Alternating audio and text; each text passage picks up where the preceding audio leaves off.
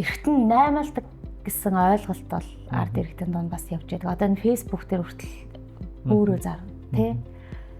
Би одоо 20-д настай гэсэн залуучууд маш олон байгаа. Тэгэхээр Монголд эргэтэн худалдаж авах ямар нэгэн боломж байдгүй. Уран сайхны кинонд бас бид арай хэтэрхий жоохон итгэжээд байна. Тэгээ тэр маань нэг уран фантаз орсон найруулагчийн үзэл бодол одоо сэтгэл ингээ орсон ийм бүтээл үүдэг учраас яг хөө энэ дэр нэг тодорхой хэмжээний Монгол кинонууд бас нөлөөлсөн. Одоо бол илэг бөөр зүрх гэдэг юм хамгийн эрэлттэй нь хамгийн олон гэдэг юм уу тоотой хүлээгдэж байгаа нь ямар донор яг вэ? Тий, бөөр шилжүүлэн суулгах хэмжлэгийн хүлээгдэл бол маш их байгаа. За хэдэн мянгаар яригдах бах тий? Тий, яг ингээд нөгөө хүн болгоны бүртгий гэхээр бүр хэдэн 10,000 болчихно. Яг тэгэхээр бөөр орлуулах хэмжлэгээ буюу энэ диализын хэмжлэгэнд ордог хүн болгон бөөр солиулах шаардлагатай болчдөг. Хүмүүсийн дунд бас нэг юм хардлага байдаг шүү дээ. Одоо донор болох гэж байгаа, эртээ авах гэж байгаа хүний юу гэдэг дарааллын гэдэг юм уу те? Наашлуулалтын очир дарааллын одоо мөнгөөр шийдчих болно гэдэг ийм бас нэг наашлуулах боломжтой бий юу гэдэг ааш те. Тэгэхээр нэг эртээ яг хүнд очихыг хэн шийддэг вэ? Midcast эрүүл мэндийн мэдлэгийг хүмүүст. Савьяловская алтай. Айрны магнитар шан. Өдрийн 100% хэрэгцээ. За сайн байцгаана уу Midcast-ийн үзэгчдээ. За өнөөдрийн дугаар бол бидний өдөр тутамдаа ярьдаггүйч хүн бүрийн мэдчих бас нэгэн сэдвийн тухай байгаа. Яг одоо Монголд элэг, бөөр, зүрх хүлээж байгаа маш олон хүмүүс байгаа. За тэдний зарим нь эртхэн олдвол амьдрна. За хэрвээ олдохгүй бол амь насаа алдах эрсдэлтэй. Гэтэл нэг хүн нас барахад за 8 хүний амь насыг аварч чадна гэдэгт гэвэл та итгэх үү? Ингээд өнөөдрийн манай зочноор эрүүл мэндийн хөгжлийн төвийн эсэд эргэтэн шилжүүлэн суулгах үйл ажиллагааг зохицуулах албаны дарга Алтан толгой ирээд байна. За ингээд баярлалаа танд хүрэлцэн ирсэнд. Өнөөдрийнхөө яриаг таны харж байгаа албанаас эхлэе гэж бодлоо тий. Өөрийн хийж гүйцэтгэж байгаа яг энэ ажлынхаа чиг үүргийн талаар биднэрт бас танилцуулал. За баярлалаа энэ өөрч оролцуулсанд баярлалаа.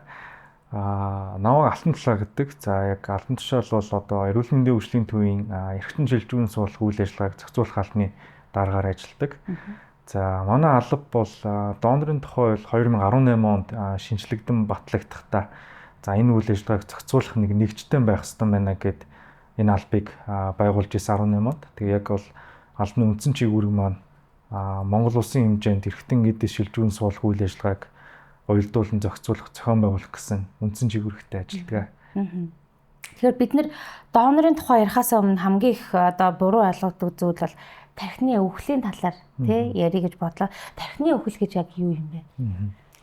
За тэгэхээр эргэтэн шилжүүлэн суулгах эмчилгээг нэг донороос заавал хийх шаардлагатай байдаг. За тэгэхээр энэ донор гэдэг нь бол дотроо нөгөө амьд болон амьгүй донор гэсэн хоёр төрлийн донор байгаа. За амьгүй донор дотроо яг тэр тархины өвхөлтэй донор гэж бас хоёр төрлийн донор байдаг. Нэг нь зүрхний өвхөлтэй донор гэж.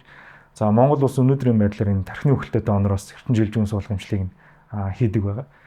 Тэгэхээр энэ тархины өвхөл гэдэг нь бол яг бидний хамгийн энгийнээр ойлгох юм бол олон нийт дунд маань нэг комын байдалтай орсон гэж нэг ярьдаг та тий. Яг амьсгал зүрх судасны системийн хэмлэлээр нь удирдах байгаа. За тархи ямар ч одоо эргэж сэрэх боломжгүй болцсон энэ үеийг тархины өвхөл гэж нэрлэдэг. За тархины өвхөлт хүргэж байгаа шалтгаан нь бол хоёр төрлийн шалтгаан байгаа. Нэг нь тархиндаа ямар нэгэн осол гэмтлийн шалтгаанаар тархины өвхөлт хүрч болно. За нөгөөх нь бол тархины цус харгалтын шалтгаантай тархины өвхөлт хүрч болдог. Гэхдээ бол нөгөө яг амьсгалын одоо хэмэл зохиомжлын амьсгалын аппаратанд холбогдсон за зүрх судасны системийн тодорхой эмэмлийн тусламжтайгаар хэмлэлээр удирдах байгаа энэ үеийг л яг тархины өвхөл гэж нэрлэдэг байна. Тэгэхээр энэ тархины өвхөлтэй хүн бол эргэж сэргэх бол ямар ч боломжгүй гэсэн үг үү те? Тархи бол яг хүний бие ганц удирддаг гол эрхтэн. За зүрх бол бусад эрхтнийг одоо цусан хангамжаар хангадаг ийм хоёр төрлийн эрхтэн байдаг. Тэгэхээр тархи бид нар ярьдагда одоо нэг дуу чимээнээс болоод ч юм уу стрессээс болоод ч юм уу эсвэл нэг тархины эс маань ингээд өглөө гэж ярьдаг те мэдрлийн эс маань. Тэгээ мэдрэлийн эс одоо ямар нэгэн байдлаар өвхлээ гэхэд ямар ч эргэцэх боломжгүй болчдөг ийм онцлогтой эс байдаг. Тархи бол одоо хүний бодож сэтгэх, амьсгалах, өөр юу гэдгийг хөдлөх энэ болгоныг удирддаг гол эрхтэн маань учраас энэ төрлийн эс маань өвхөл одоо ямар ч одоо эргэцэх боломжгүй болсон л ийм үйл байгаа юм.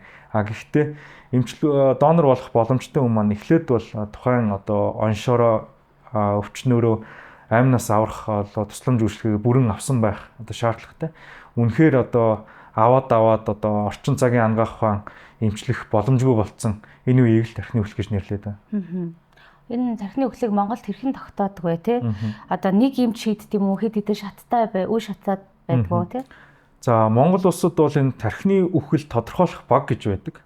За манай алба байгууллагад өнөөдөр бол улсын хэмжээнд нэг 23 тархины өвхөл эрүүл мэндийн байгууллага дээр тархины өвхөл тодорхойлох багийг байгуулсан мэргэжил арга зүйр хангаж байна. Нэгэсэндээ бол одоо бүх бүсийн онцлогын эмчилгээний төв. За бүх одоо бидний нэрэлтгэр 3 дахь шатын одоо эмнэлгүүд маань бол бүгд тархины өвхөл тодорхойлох багтай. Тухайн эмнэлгийн эмчилгээ ирсэн орлогч дарга юм уу? Эмнэлэг зүйр гэсэн дэд захирлаар ахлуулсан ийм баг байдаг. Одоо чанарын баг нь ажиллаж байна. За бүх дүрс онцлогооны эмч, нүдний эмч, одоо чих амар хоолой эмч гэдэг юм уу, эрчим дэмжлэгийн эмч, мэдрэлийн эмч гэсэн чиглэл бүрийн эмчнэр энэ багт ажилладаг. Энэ баг маань тухайн одоо боломжтой донорыг за энэ үнэхээр одоо тархины өвхөл байж магадгүй байна гэж сэжигсэн тохиолдол яг багаадуудад 2 удаа 6 цагийн зайтай 2 удаа үзэж баталдаг. Ингээд үнэхээр батлагдах юм бол бидэнд мэдэгдээд бид нар гэр бүлтэй нь очиж уулздаг байгаа. Одоо энэ тархины өвхлийг буруу тогтоосон тийм юу байдгаа кейс гэдэг. За буруу тогтоох гэх юм бол нөгөө боломжгүй л дээ. Нөгөө эхний яг үзэлгээрээ тогтоогдчиход за ингээд хоёр дахь үзэлгээрээ бас жоохон урсгал энэ төр байгаад зогсоож исэн асуудлууд бол зөндөө байгаа.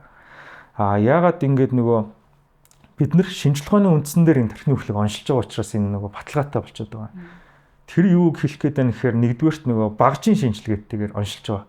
Одоо бид бүхний хамгийн сайн мэдэх одоо тархины цэцгэлгаамжлалын аппарат гэж байдаг те.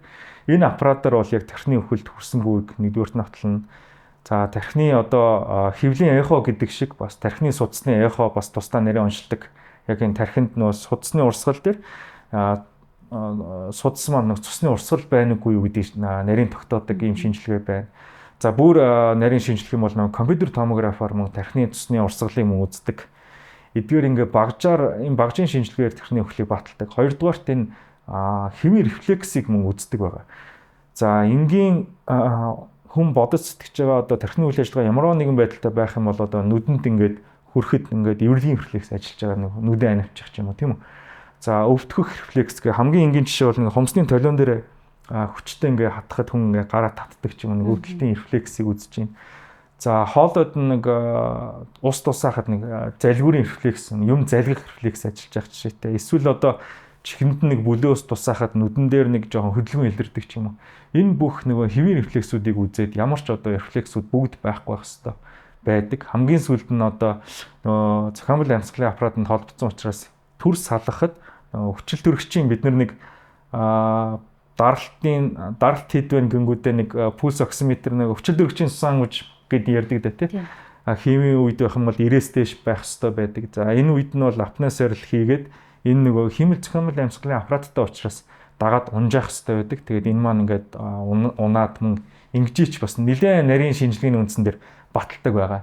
Яг хуу олон улстай бол нэг илүү өндөр хөгжсөн улс орнууд маань 1-2 эмч маань энэ үзлэгийг хийгээд яг бүрэн бүтэн шинжилгээнүүдээ хийгээд баталдаг юм тохиолдлууд улс орнууд ч гэсэн байгаа. Гэхдээ бид нар бол ард иргэдээ илүү баталгаатай мэдээлэл өгөхийн тулд олон талт энэ талуудыг оролцуулдаг байна. Ар гэрийнх нь нөгөө ихэвчлэн зүрхэн цохилж штэ энэ амьд байна штэ гэдэг штэ тий. Тийм тэгэлгүй яг нөгөө зүрх цохилж штэ гэд бас манай хүн маань ингээд эргэцрэх боломжтой штэ гэдэг бас мэдээж тэр хүнд маань бол гэр бүлд нь хэцүү байгаа штэ. Саяхан бас эрүүл ингээ саруул юм ингээ ярьж исэн юм маань гэнт ингээд ухаангүй болцсон ямар ч одоо найдлаггүй болцсон гэсэн мэдээг сонсоод хажуугаар нь бид нар бас донор болгооч гэдэг хүсэл тавих асуудал бол мэдээж хүндэлтэй. Тэгэхээр Монгол жилдээ ойролцоогоор хэдэн хүн тархины өвхөлд ордог вэ? Тий, бид нар бас энэ төрлийн судалгааг хийсэн. Манай эрүүл мэндийн хөгжлийн төвөөс эрүүл мэндийн үзүүлэлт гэж ном гаргадаг байгаа. Энэ нөгөө Монгол улсын хэмжээний эрүүл мэндийн статистик үзүүлэлтийг нэгдсэн байдлаар нэгтгэж гаргадаг эрүүл мэндийн үзүүлэлт гэж ном байдаг. За 2025 оны энэ номын судалгаагаар харахад бол монголчуудын дийлэнх нас баралтын тэргүүлэх 5 шалтгаан гэж гаргадаг. Энэ 5 шалтгаанд нөгөө осол гэмтэл, хавдар, за хавдрын шалтгаан, за шээс бэлгийн тогтолцоо буюу нөгөө бөөрийн шалтгаанд нас баралтууд, зүрхний шалтгаанд нас баралт, хавдрын шалтгаанд нас баралт гэд энэ 5 шалтгаанд эдгээр шалтгаан сүүлийн одоо 10 жил тогтмол энэ 5 шалтгаан хэврээ байгаа. Бидний харамсалтайгаар нөгөө донор болох боломжтой хүмүүс маань буюу цусны харвалт, мөн осол гэмтийн шалтгаанд нас баралт энэ 5 шалтгаанд ороод тэргүүлээд явж байгаа. Тэгэхээр жилд бол нэг дунджаар 2000-аас 3000 иргэн харамсалтайгаар энэ тархины цус харвалт, осол гэмтлийн шалтгаанд энэ харамсалтай шалтгаантай нас барж байгаа тохиолдлууд бол маш их байгаа. Тэгэхээр бид нар бол энэ нэгдүгээрт бол энэ төрлийн одоо нас баралтыг бууруулах эмнэлгийн цэцлэмж үйлчлэгийг нэвтрүүлэхийн аргыг бол нэвтрүүлэх шаардлагатай. За сүүлийн жилүүдэд бол энэ цус харвалтын шалтгаанд бол нас баралт бол бас тогтмол буурж байгаа. Энэ маань бол орчин цагийн анагаах ухаан бас хөгжиж байгаа тийм. Харавцсан ч гэсэн бас тэр хүнийг бас амь насыг аврах юм боломж бол нэгдэж ирж байгаа. Нөгөө талдаа хэдий бас аврах боломжтой гэнэ бас боломжгүй нас баралтууд маш их байгаа тийм. Тэр нь л одоо бидний энэ яриад байгаа тархины хөлд хүрэх боломжтой нас баралтууд л байгаа юм л та. За бид нар бол одоо ингээд тархины өвхөл гэж юу болох талаар бас багчсан бас ойлголттой болоо тийм. Тэгэхээр харин ийм үед одоо бусдын амьдралыг авардаг хамгийн том бэлэг гэж хэлдэг донорын тухай та нэг тайлбарлаж ярил тий. Донор гэж яг хэнийг хэлдэг? Монгол улсад өнөөдөр яг ямар эрхтнүүдийг бас илүүтэйгээр их шилжүүлэн суулгаж байна тий. Тийм, тэгэлгүй яг. Энэ донор гэдэг маань тархины өвөлтэй донор гэсэн би нөө шалтгааны түрүүнд тайлбарласан тий. Тэгээ эдгээр хүмүүс маань одоо бусдад амьдрал бэлэглэх боломжтой ийм хүмүүс байдаг. Харамсалтай нь монголчуудын маань дийлэнх нөгөө өвчлөл болон нас баралтаараа бас нэлээд тэргүүлж байгаа шалтгаан нөгөө илгэний БЦ вирус тий. За сүүлийн жилүүдэд энэ халдварт өвчнүүд бас маш их боллоо. Ялангуяа одоо тэмгүүч гэдэг юм уу, одоо сүрээч гэдэг юм уу, энэ тархалт бас маш их ихслээ. Энэтэй холбоотой яг энэ бусдад амьдрал бэлэглэх боломжтой бус эрхтний үйл ажиллагаа хэмээн ийм донорууд маань маш цөөхөн байдаг. Тэгэхээр энэ хүмүүс маань л одоо нөгөө манай дээр бас хүлээгч хсаалт энэ амьгуу донор эрчим шилжүүн суулгах шаардлага дээр эдийн хүлээгч хсаалт гэж байдаг. Энэ хүмүүст маань бол нэг хонглын үзүүрт бас гэрэл гэгээ гаргах ганц боломж нь л энэ маань болчиход байгаа. Тэгээд харамсалтайгаар хүлээгч хсаалтанд хүлээж авах хугацаанд харамсалж байгаа амь нас эндэж байгаа тохиолдлууд ч гэсэн сүүлийн үед нэмэгдэж байна. Энэ маань нөгөө л нэг хүнд илгэний дутагдaltaй, илгэний хавдартай, бөөрийн дутагдaltaй, 7 хоногт одоо 2-3 одоо диализийн аппаратанд байнга орж ин тэ. Нэг удаа диализд ороход л 3-4 цаг ордог. Ийм хүнд өвчтэй энэс шалтгаалаад нөх хүлээж чадахгүй бас харамсалтайгаар одоо нас орж байгаа тохиолдол ч гэсэн маш их байна. Энэ хүмүүст л бид амьдрал бэлгэлээл гэдэг л ийм л хүсэл зорилготой л ажилтیں۔ Тэгээд монголчууд маань бас цөөхөн тэ 3.6 сая хүн амтай. Тэгээд энэ хүмүүсээ бас энэ эргэж ажил хөдөлмөрийн эрхлүүлэх ийм боломжийг одоо бүтээх одоо Монголдоо эргээд баялаг бүтээх чиглэл бий болох л ийм зорилготой байна. Сайхан бас нөгөө сэргэлийн эмч бас хэлсэн байсан шүү дээ тий. Одоо ингээд яг өөрийнхөө очрыг хүлээж байгаа 10 хүн лөө ярьсан чинь 7 ингээд бурхны орныг зорьсон байсан. Бид нар айлууж оройтсан байсан гэ тий. Тэрэн шиг одоо ингээд нэг хүн нас ороход бас 8 хүний амийг аварна гэж байгаа тий. Тэгэхээр яг за яг гайгүй эрүүл хүн байлаа ингээд харамсалтайгаар одоо нас барлаа гэж бодоход яг ямар эрхтнүүдийг шилжүүлэн суулгах боломжтой юм бэ тийм. За олон улсад бол яг нэг донор маань хамгийн багадаа 8 хүнд амьдрал биелүүлэх боломжтой гэж үздэг. Олон улсад бол цуллаг эрхтэн одоо шилжүүлэн суулгадаг тийм. За мөн эд эс шилжүүлэн суулгадаг. За эрхтэн гэхээр одоо хос уушиг байна, хос бөөр, за аялаг, зүрх, нойр улчирхай одоо нарийн гизч гэдэг юм уу эдгээр эрхтнүүдийг суулгадаг. За эд гэх юм бол нүдний ивэрлэг одоо зүрхний хавхлага, дунд чигч гэдэг юм уу эдүүдийг мөн нөгөө шүрмс шилжүүлэн суулгадаг. За эс гэхээр бас яг нөгөө бэлгийн эс гэдэг юм уу одоо өөдлөс шилжүүлэн суулгах боломжууд бол байдаг. За Монгол улсад бол өнөөдрийн байдлаар бөөр болон элэг шилжүүлэн суулгах эмчилгээ хийж байна. За эдийн хувьд гэх юм бол бид нүдний эвэрлэгийг болон шүрмс шилжүүн суулгах эмчилгээ хийдэг байгаа. За одоогоор бол бид яг амьгуу донороос яг 2 хүнд бөөр, за 1 хүнд элэг шилжүүн суулгах боломжтой. За мөн нүдний эвэрлэг болон шүрмс шилжүүн суулгах боломжтой байдаг байгаа. Гэхдээ бид нэр гэр бүлтэй уулзаад яг та нэгдүгээрт бас донор болохыг зөвшөөрч гэнэ гэдгийг бас асуугаад хэрвээ зөвшөөрчихвэл ямар эрхтэн ямар эд гэдгийг зөвшөөрч байгааг мөн авч баталгаажуулдаг. За үүнийхээ дагуу зөвшөөрсөн эд эрхтний бид нар шилжүүн суулгадаг юм байна. Донор болоход насны заалт гэж байдаг уу? Тий. Насны заалт маань бол нэг хуулиндаа бол өмнө насны доод хязгаар 21 нас гэж байсан. За энэ насны доод хязгаарыг нөгөө амьд донортой түлхүү ярилцаж энэ насны доод хязгаарыг гаргасан байгаа. Амьд донор гэхээр нөгөө эмчлүүлэгчийн маань гэр бүлийн гишүүн буюу үр хүүхэд, ах トゥ хамаатан садан гэсэн үг. За эдгээр хүн амьд донор болох боломжтой. Энэ насны доод хязгаар 21 байя гэж бид ярилцаад хуулинд оруулсан. За одоо шинэ хуулинд бол манай батлагдсан эрхтэн эдэс шилжүүрэн суулгах хуулинд амьгуу донор дээр бол насны дээд доод хязгаар заахгүй гэж заалт орсон байгаа. Энэ маань нэг олон улсынхаа жишгт нийцсэн нөгөө хүүхдээс хүүхдэд эрхтэн шилжүүрэн суулгах боломжийг нээж өгч байгаа. Энэ харамсалтайгаар хэлж байгаа ч гэсэн нөгөө бяцхан одоо донор одоо болж байгаа боломж донор маань хэрвээ аав ээж нь бусдад амьдрал бэлэглээд би бас хүүхдийнхаа тий бас зүрхийн цохилж байгааг хармаар байна ч гэдэг юм уу хүүхдийн минь амьдрал ингээд бусдад боён болгооч гэдэг юм уу ингээд хэрвээ зөвшөөрөх юм бол энэ нөгөө талдаа хүүхдэд мөн элэг бүр шилжүүрэн суулгах боломжийг мөн нээж өгөх юм том шинжлэх авчирсан юм хууль байна. Өндөр настай хүний хувьд донор болж болох уу? Насны насны хязгаар бол яг хуулиндаа бол тэгж ороогүй. За бид нар бол нөгөө анагаахын хөгжихийн хэрээрийн дээд насны хязгаар нэмэгддэг. За олон улсад бол яг 92 настай хүнээс мөн амьгуу донороос эртэн шилжүүрэн суулгасан тохиолдол байдаг. Тэгэхээр энэ маань бол илүү хуулиасаа илүү бид нэр эмнэлзийн заавар дээр энэ зохицуулгыг бол хийж өгнө. Яг одоохондоо бол дээд хязгаар нэг 75 настай байгаа. Гэхдээ амьдралын хэв маяг зөв, эрүүл, саруул, бусд эрхтний үйл ажиллагаа, бусдад амьдрал бэлэглэх боломжтой ийм нөхцөлд байх юм бол бид нар хэрвээ гэр бүл зөвшөөрсөн тохиолдолд суулгах боломжтой. Тэр үннийг хэлэхэд яг донор гэхлээр л одоо хүмүүсийн толгойд бол хамгийн түрүүнд айдас орж ирдэг тийм. Тэгэлгүй яах вэ? Тийм. Тэгэхээр одоо яг өнөөдөр би яг донор боллоо гэж бодоход яг гээд шийдвэр гаргалаа штэ тий. Тэгэхээр одоо яг хаана хандах хэвээр карт гэж бас гарцсан баг шиг байна тий. Тэгэлгүй яах вэ? Таны хэлсэн нөгөө донорын картын асуудал байгаа. За донорын карт гэдэг нь яг юу юм бэ гэхээр хэрвээ одоо миний бие тий би гэхдээ муу ярьж байгаа асуудал биш. Яг үнэхээр ингээд бодит нөхцөл байдал дээр тэр осол гэмтлийн шалтгаан ч юм уу цус харалтын шалтгаантай нөгөө тархины үхэл нь батлагдах юм бол би бусдын амь насыг аврахын төлөө сайн дураараа эд эрхтнээ бэлгэлж гинэ гэдэг ийм ойлголт байгаа. Энийг яг олон улсын жишгт нийцүүлсэн байгаа. Манай алба байгуулагдсны дараа яг бид нар иргэний өмнөх юм уу эсвэл нэг тухайн үед нэг эрүүл мэндийн карт гэж нэг юм байсан. Энэ дээр нь тэмдэглэгээ хийж болох юм байна гэж бид нар санаачилж ийсэн. Ингээд тусдаа бие даасан донорын карттай байх шаардлагатай байна гэд цаасан картыг бид хэвлүүлээд за өнгөрсөн онуудыг хүртэл нэг 300 гаруй иргэнд донорын картыг гардуулсан байгаа. Өнгөрсөн жилээс бид E-Mongolia системтэй хамтраад захимжуулаад одоо иргэн маань өөрийнхөө E-Mongolia-го нэвтэрч ороод донорын зөвшөөрөл гэж хайж ороод донорын картыг авах бүрэн боломжтой. За шинэ хуулийн дээр бол энийг илүү хэрэглээнд оруулсан байна.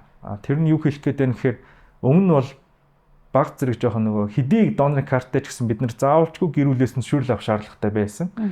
Одоо бол илүү яг олон улсын жишгт нийцүүлээд донорын карт авсан байвал гэр бүлээс нь зөвшөөрөл авах шаардлагагүйгээр гэр бүлд нь танилцуулаад ингээд эрхтэн авах мэслэг хийх боломжийг бид шинэ хуулийн төсөлтөд оруулаад батлуулж чадсан байгаа. Энэ ноёг олон улсын жишг рүү төгсөн ийм систем болж чадсан байна. Гэтэ эсвэргээрээ нөгөө за энэ чинь хамаагүй бид нар одоо хүнээ мэдчихин гэдэг ар гэрийнх нь зөвшөөрөхгүй байх тохиолдолд яах вэ? Тэгэх бас боломжтой. Энийг бид нар хууль дагаж журмууд гарна. Энэ дээр яг журмаараа энэ асуудлыг мөн зохицуулна. За үнэхээр гэр бүл нь эсэргүүцээ татгалзах юм бол тэр гэр бүлийг хүндэтгээд бас зөвшөөрөхгүй байх тохиолдлыг бол байж болно. Ер нь бол тэр хүний эцсийн хүсэл нь бас яг би бусдад бас амьдрал бэлгэлье гэдэг энэ хүслийг нь бас гэр бүл нь хүндэтгээсэй гэж л одоо ойлголтыг өгнө. Монголчууд маань яг өмнө нэг гарсан кейстэй холбоотой иргэдийн дунд буруу ойлголттой холбоотой яг татгалзаж байгаа тохиолдлууд маш их байдаг. Тэгэхдээ иргэд маань бас альва асуудалтай зөвийг бодож нэгийг бодож хоёрыг тунгаагаад нэг шийдвэр бас нэг зөв гаргасаа л гэдэг юм хүсэлтэй байдаг.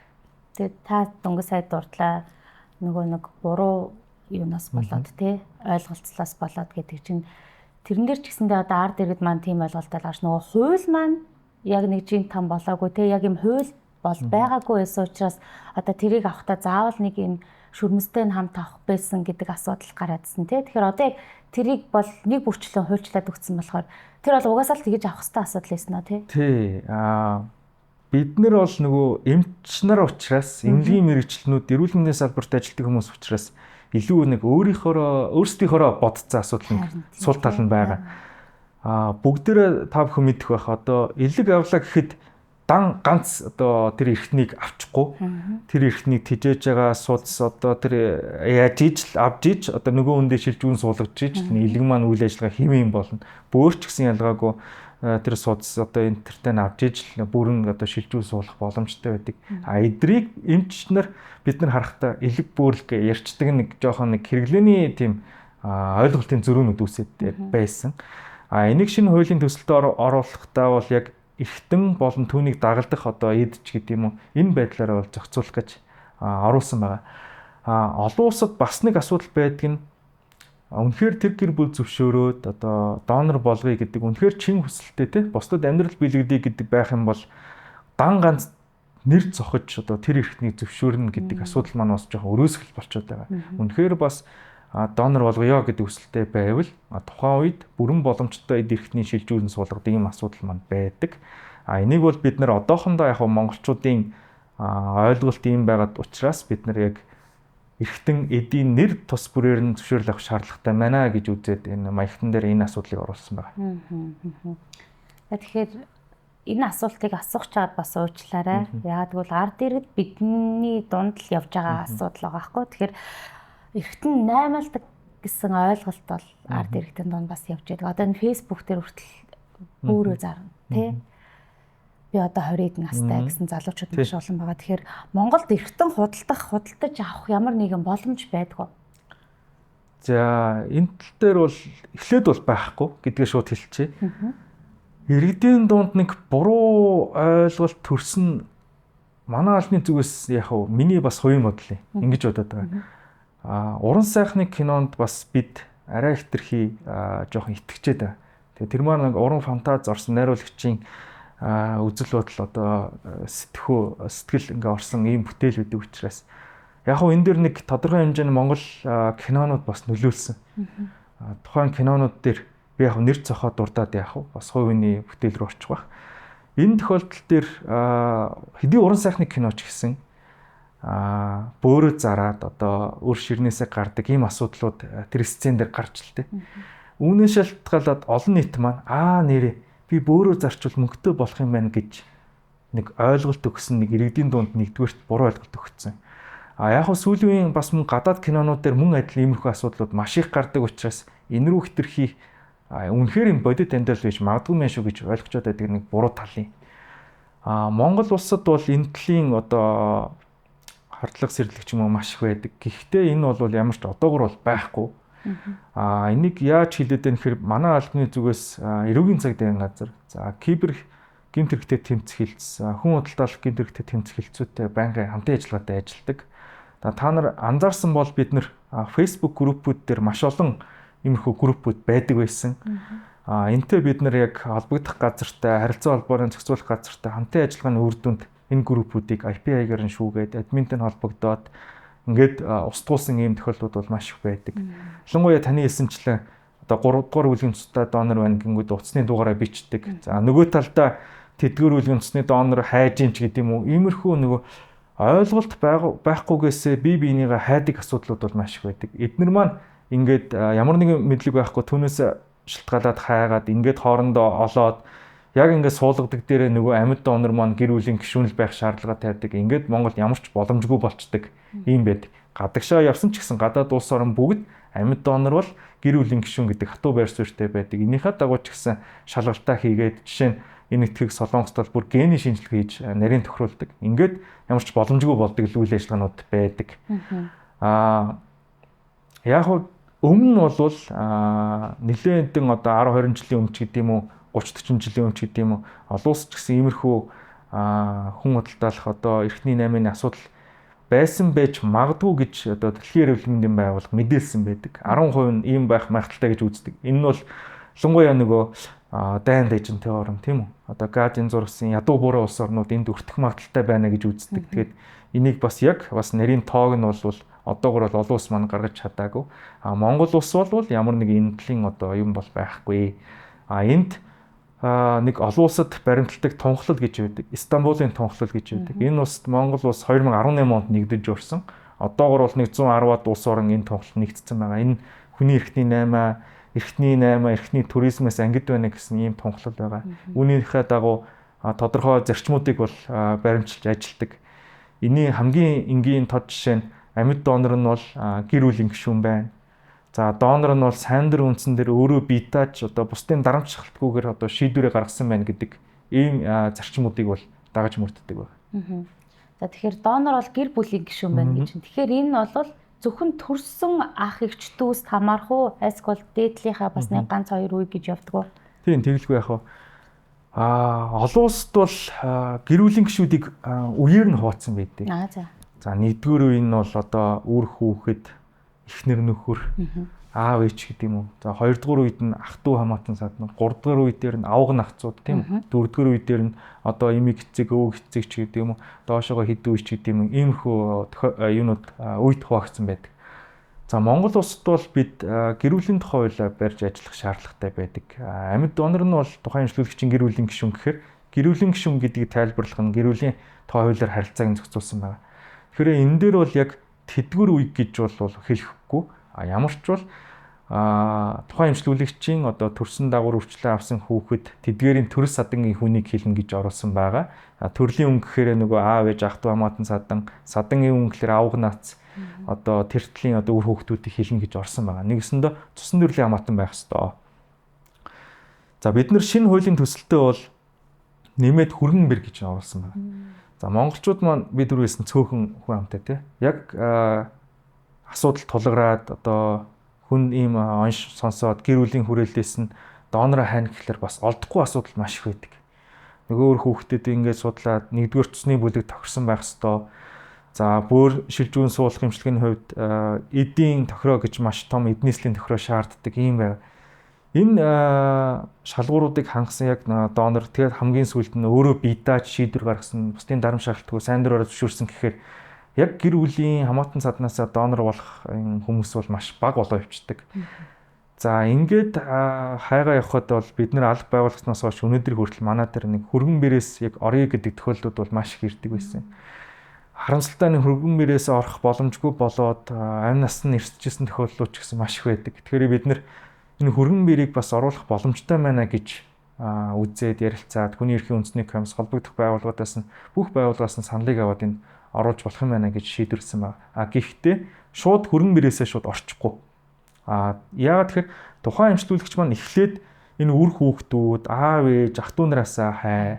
За ингээд боломжгүй бол нөгөө авга нахцаасаа хай. Тэгээ боломжгүй дараагийн үеэс ингээд үнэхээр энэ гэр бүлтэнд байхгүй бол энэ хөргөн бэрийг бас оруулж болно гэдэг л юм. Нэгэснээр шууд өөрийн хүүхдэд оруулахгүй гингүүдээ шууд хөргөн бэрийг оруулчих гэдэг ийм асуудал байх боломжтой байна гэж үзээд бид нар ч бас нөгөө талыг бүх талыг бас бодож үзэх шаардлагатай. Тэгээ энийг судалж үзээд энийг хамгийн сүүлд нь хөргөн бэрийг оруулж болёо гэдэг энэ асуудлыг шинэ хуулиараа баталж чадсан байна. Одоо бол илэг бөөр зүрх гэдэг юм хамгийн эрэлттэй хамгийн олон гэдэг юм уу тоотоо хүлээгдэж байгаа нь ямар донор явах вэ? Тий, бөөр шилжүүлэн суулгах эмчилгээний хүлээгдэл бол маш их байгаа. За хэдэн мянгаар яригдах тий? Тий, яг ингээд нөгөө хүн болгоны бүртгэе гэхээр бүр хэдэн 10,000 болчихно. Яг тэгэхээр бөөр орлуулах эмчилгээ буюу энэ диализын эмчилгээнд ордог хүн болгон бөөр солиулах шаардлагатай болчдөг.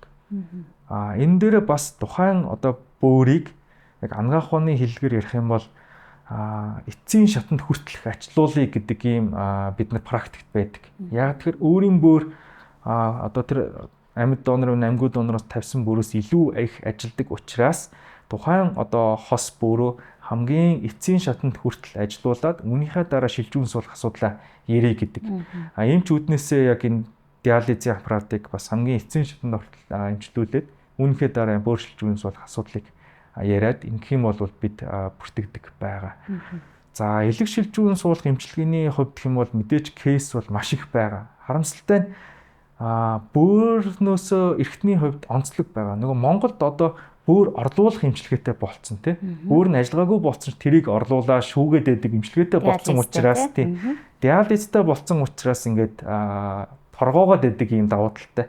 Элэг бол одоогор ямар ч тийм торгох диализын аппарат шиг торгох юм боломж байдаггүй учраас нэгдүгээрт эцсийн шатанд онцлогдоод харамсалтайгаар амь нас ирсэж байгаа нас урж байгаа тохиолдлууд маш их байна. Үүнээс шалтгаалаад хүлээгдэл нь биднэрт бага мэт харагдах боловч цаад эцсийн одоо том зургаар нь харуул бөөрнөөсөө ч гэсэн илүү их нас уралт бас ажиглагдчихж байгаа.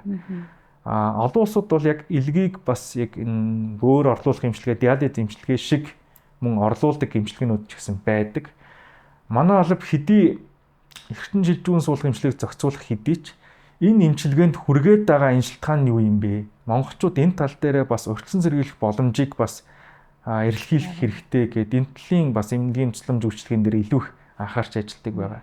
Нэгэнт одоо шилжүүлэн суулгасан болцсон суулгуулах нөхцөл байдал үүсэх хүртэл нөхцөл байдал хүрсэн бол энэ асуудал яриа. Ер нь бол та амьдралын зөв хэм маягтай бай. Ядаж одоо архит эмхний хэрэглээгээ багасгах ч гэдэм үү.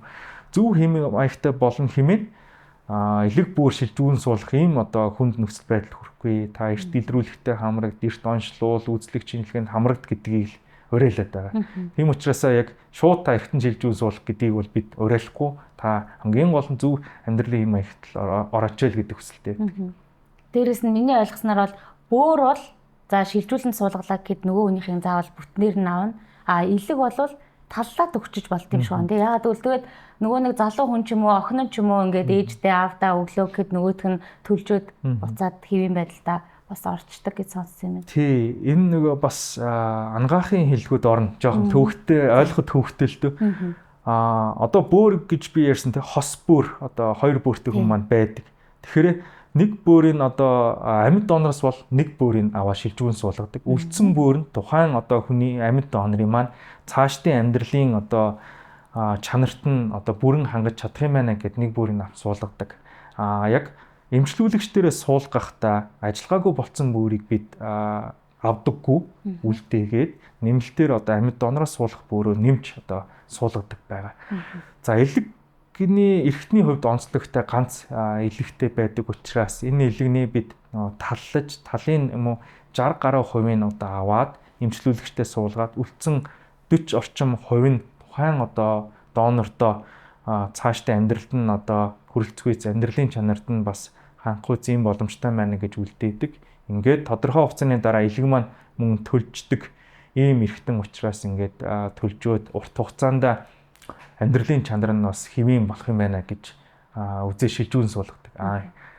Амьгүй буюу дахин үхэлтэйгээс одоо элэг авч байгаа тохиолдолд бүтэн элгийн шилжүүлэн суулгадаг. Нөгөө эмчлүүлэгт маань элэгний хавдартай одоо элэгний дутагдaltaй циррозтой хүний элэг маань бол яг нэг манай эмч нар ярьдаг одоо нэг баримлын өнгийн баримлын шаврыг ингээд нийлүүлээд ингээд бадцсан байдалтай байдаг. Энийг нөгөө өнг гэдэг нь судснуудаа бид нар хилээд байгаа. Тэгэхээр тэр болгоныг нөгөө ийм бадцсан гэдэг чинь баримлын шавраас тэр өнгөөр нь ялах мэдээж боломжгүй тийм үү. Тэр өнгөөр нь л ялгадаг ийм одоо хүнд техник шаарддаг ийм эс засал байгаа. Тэгээ ингээд амьгүй донороос бол бүтэн элэг шилжүүлэн суулгадаг ийм байгаа.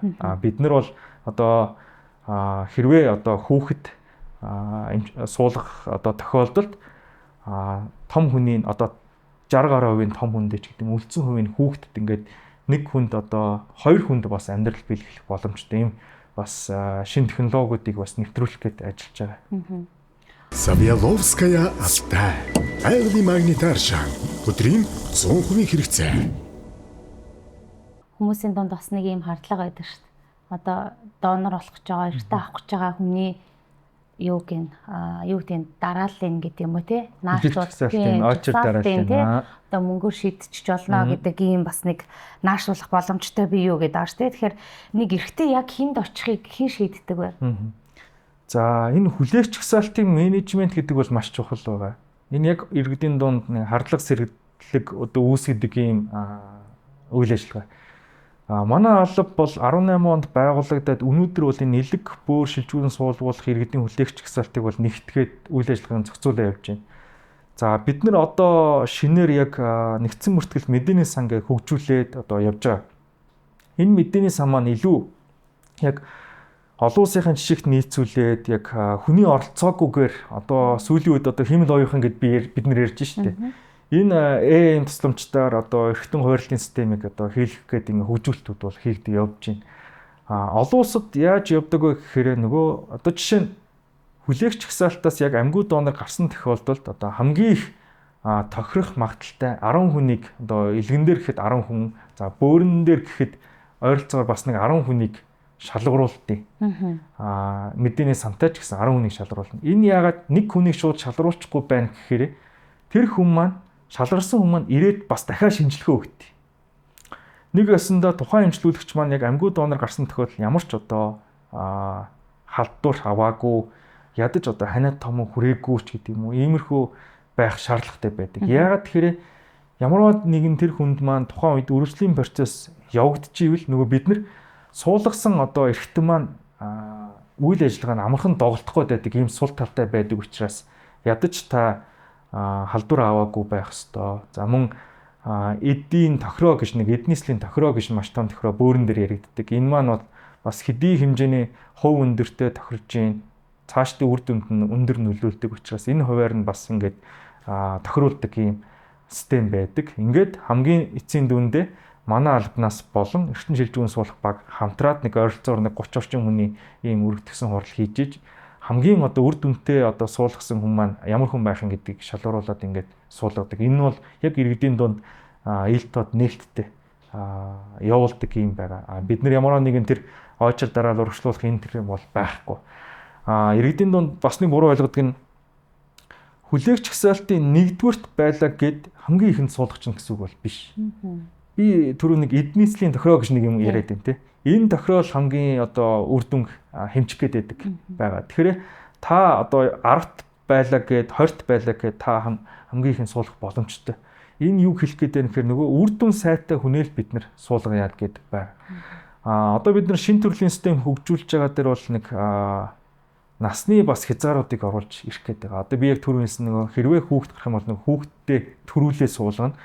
За ингээд үнэхээр хүүхэд одоо суулгах боломжгүй тохиол дараа нь том хүнд суулгадаг. Ийм одоо дараал энэ онооны систем. Олон улсад бол нэг онооны системээр бас өгдөг. Энэ төрлийн системийг бид хэрэгжүүлээд одоо мэдээний сан дээр хүний оролцоог бол болох гэдэг байгаа. Жишээ нь хүлээгч жагсаалтанд хүлээсэн хугацаанаас нь хамаарат жил тутам бүрт одоо оноо өгдөг байна тийм. Нөгөө эднислийн тохироо байна. За шинжилгээнүүд байна. Нөгөө хүлээж явах хугацаанд хэр идэвхтэй байгааг мөн хардаг. Нэг хүлээгч жагсаалтанд бүртгүүлжэл хаяа авчихсан хүмүүс байна. Тэгээд дараа гинт би гараад би танаа дээр хүлээгч жагсаалтанд байгаа штэ. Би одоо 10 жилийн өмнө бүртгүүлсэн. Одоо ингэ суулгая. Яг ингэ шинжилгээ нь харъя гэхээр яг ирээд шинжилгээ интернет дахиад шинжилээд барьсан юм бол байхгүй. Тэгээд утас мутсан ч тодорхойгүй, гэрээ хаягч тодорхойгүй өөрчлөгдсөн, ярихаар холбогдох боломжгүй, тууштай явахгүй. Энэ бол яг олон улсад active waiting list гэдэг нөгөө идэвхтэй одоо ингэ байдаг. Тэгээд энийхээ дагуу бас оноо өгдөг юм системүүд байдаг. Энийхээ дагуу болно. За эрхчил гэхэд бол бид нар ийм Монголын системээр иргэн өөрөө өөрийнхөө эрхээ нэвтрээд би хэдгүрт бас хүлээж гэнэ гэдэг энэ боломжийг бид нар ийм Монголын системээр бас харуулах боломжийг бас нээж өгөх гээд ажиллаж байна. Тэгэхээр иргэд маань бас нэг нөө шилэн ил тод байх үүднээсээ өөрөө хэдгүр байранд явж гэнэ гэдгийг бас харах нь бас чухал байд юм байна л да. Сэтгэл зүйн хувьд гэдэг юм, сэтгэл санааны хувьд бас нэрээ эднийх ямар хуу явж гэнэ хардлага сэргэлэн ч гэсэн арай гайгүй болох. Энэ бас ил тод шилэн байх байдлыг л бид нэвтрүүлэх гэж ажиллаж байгаа.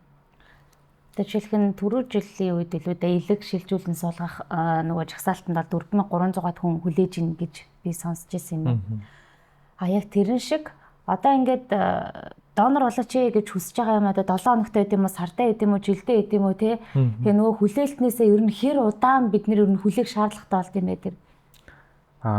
Тэгээ бас одоо донорын зөвшөөрөл ер нь хүмүүс хэр их өгч байна манай иргэд маань те. Тийм тэгэлгүй яах вэ? Энэ дээр иргэдийн дунд бид нар шууд та хүлээгч жагсаалтанд хүлээнгүүд за та тэдэн жил хүлээнэ гэд арай олон улсынхаа төвшөнд хүрч чадахгүй. Яг олон улсад нэгдүгürt амьгүй донорын гардаг үйл ажиллагаанд тогтворцсон за сард тэр жилд тэд гэж гарч идэнэ гэдэг статистик үзүүлэлттэй болсон учраас тэд ингээд тэдийн хугацаанд хүлээж гинэ гэж юм хэлээд байна. Бид нар одоохондоо тийшээ арай хүрэх болоогүй байна. Яг тэр нэгдүгürt манай алба дөнгөж 2018 онд байгуулагдаад амьгүй донорын эртэн шилжүүн суулгах эмчилгээг үргэлжлүүлээд ингээ хөгжүүлээд одоо л нэг гайгүй бас дараагийн шитрэг орох гээд байна гэж бид нэр хараад байгаа. Алба 18 онд байгуулагдаад өнөөдрийг хүртэл бид нар нийт 49 хүнд бүр 29 хүнд элэг шилжүүн суулгах эмчилгээг хийчээд байгаа. Энэ нь бол маш том амжилт гэж бид хараад байгаа. Алба анх байгуулагдаад гэр бүлтэй уулзаад ингээ хүсэл тавихад бол гэр бүл болгон татгалзаж исэн ийм харамсалтай тоо бол байдаг.